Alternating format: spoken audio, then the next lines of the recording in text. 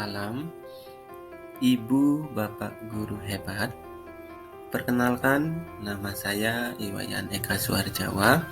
Saya berasal dari SD Negeri 1 Sebatu. Pada kesempatan yang baik ini, saya akan menampilkan aksi nyata dari hasil belajar topik Merdeka Belajar, yaitu menyebarkan pemahaman Merdeka Belajar.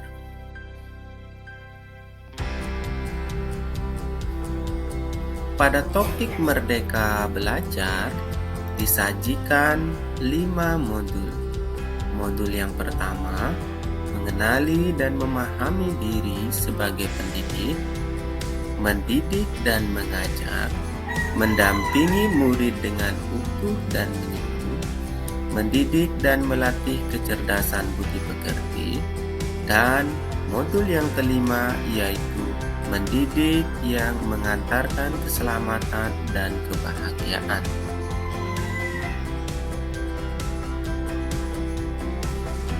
Pada modul 1, yaitu mengenali dan memahami diri sebagai pendidik, disajikan 3 daftar materi, yaitu mengenali diri dan perannya sebagai pendidik, apa peran saya sebagai guru, dan ingin menjadi guru seperti apa saya. Ada beberapa hal penting dalam modul 1 ini yang perlu kita pahami bersama. Yang pertama, sudah barang tentu kita sudah memiliki alasan mengapa kita memilih sebagai pendidik.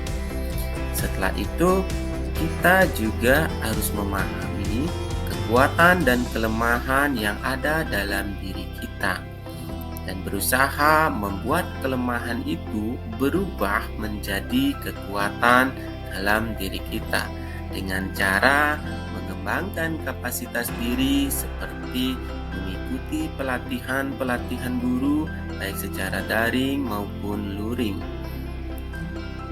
Poin yang kedua perlu kita pahami bersama yaitu peran guru itu sangat strategis. Mendidik murid ibarat mendidik masyarakat dan mempersiapkan seorang murid itu memimpin masyarakat nantinya.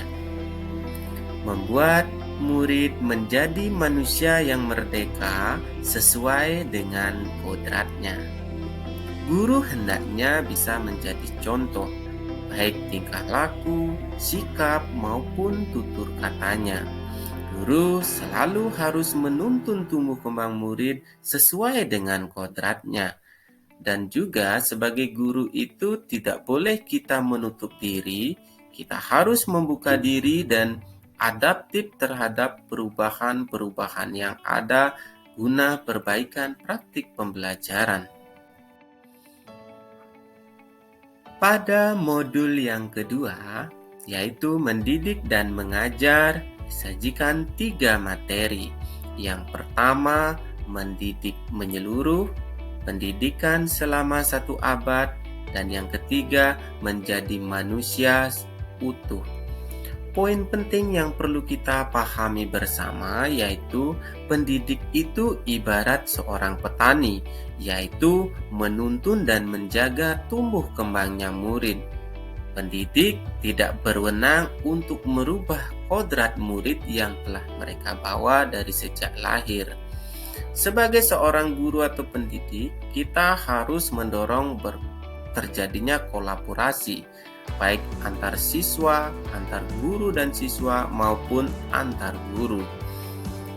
Bukan menciptakan pendidikan seperti zaman kolonial yang bersifat otoriter ataupun kekerasan, namun menciptakan suasana pendidikan dan mendidik dan mengajar itu dengan sistem Among sesuai dengan trilogi pendidikan menurut Ki Hajar Dewantara.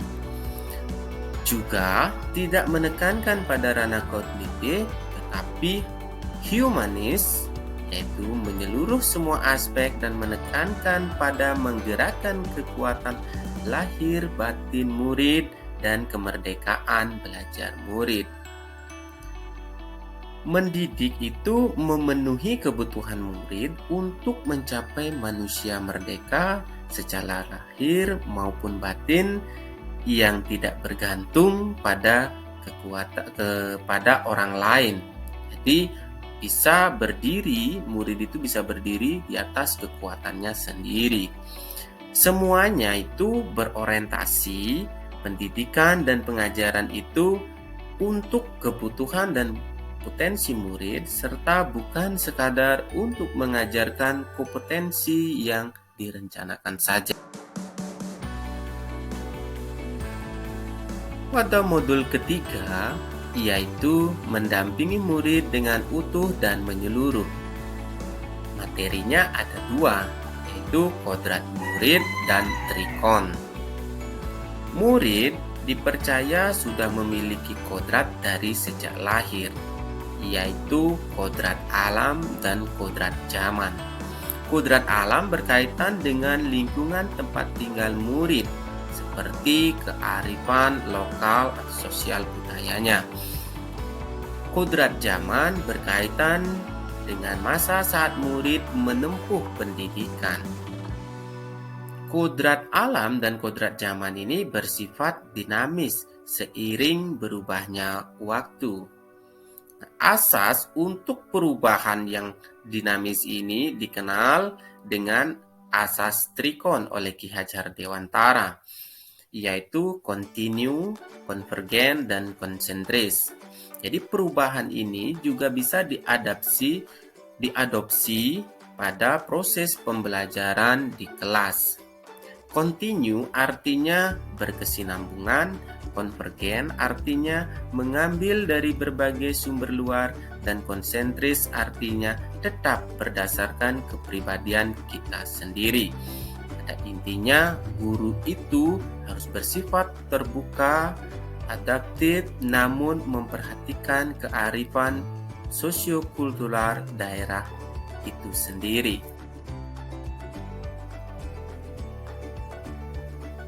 Pada modul yang keempat, yaitu mendidik dan melatih kecerdasan budi pekerti, disajikan satu daftar materi, yaitu menumbuhkan budi pekerti.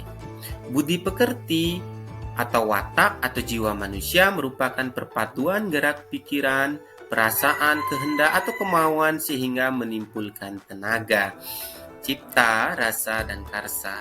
Tidak cukup hanya membekali kemampuan kognitif saja pada murid, melainkan harus seimbang dengan afektif dan psikomotornya. Pendidik harus mampu memahami kemampuan kodrat setiap murid sebagai individu berbudi pekerti yang perlu dikembangkan. Ada teori yang menyatakan bahwa tentang budi pekerti, yaitu teori konvergensi yang merupakan perpaduan antara teori tabula rasa dan teori negatif. Teori konvergensi ini memahami bahwa anak dari sejak lahir itu telah ditulisi secara samar-samar baik tingkah laku maupun kodratnya. Nah, tugas guru adalah menebalkan tulisan-tulisan positif dan membiarkan sehingga tulisan-tulisan negatif yang lainnya itu akan semakin samar.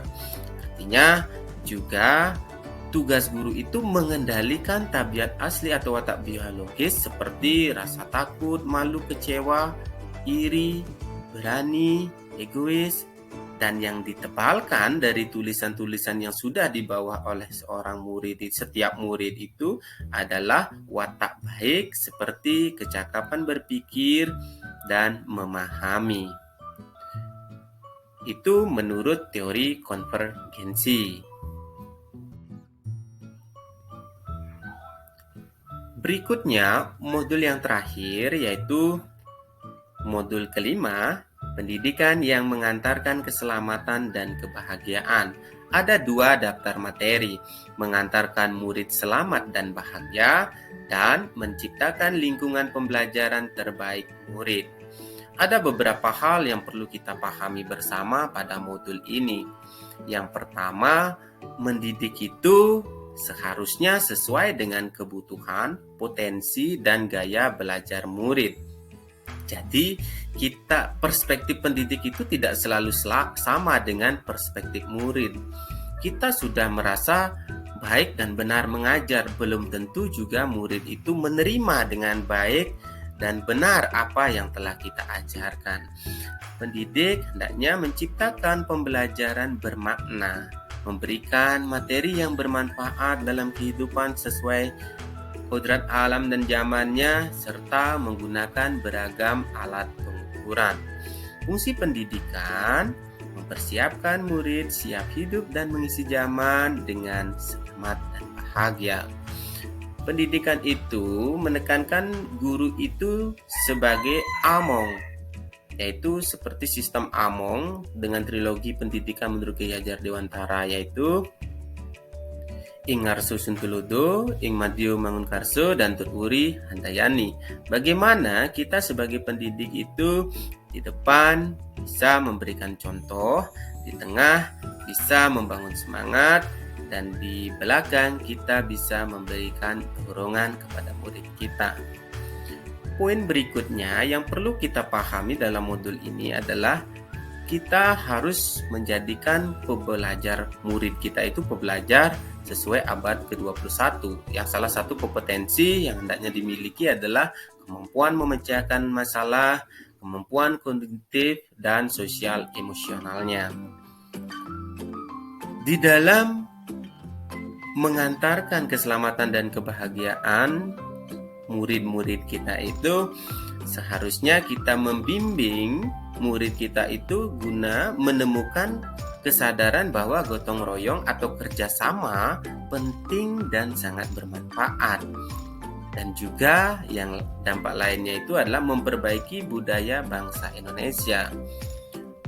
Perlu kerjasama dan kolaborasi, yaitu antara keluarga, sekolah, dan masyarakat guna mewujudkan lingkungan pembelajaran yang optimal bagi murid. Nah, itu kira-kira kesepakatan supaya kita pahami bersama antara modul 1 sampai dengan modul 5.